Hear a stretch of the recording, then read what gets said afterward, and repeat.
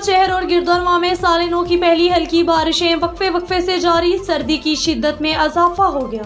हरुणाबाद और गिरदोनवा में साल 9 की पहली बारिश का सिलसिला वक्फे से जारी, जिसके बाद सर्दी की शिद्दत में मजीद इजाफा हो गया और नशीबी इलाकों में पानी खड़ा हो गया। दूसरी जानिब महकमा ज़राअत के मुताबिक हालिया बारिश गंदम की फसल के लिए मुफीद साबित होगी, क्योंकि गंदम की फसल को अब पानी की अशद जरूरत थी। रिपोर्ट कर रहे थे मुजफ्फर अली सहर, नुमाइंदा ग्रेट न्यूज हरुणाबाद।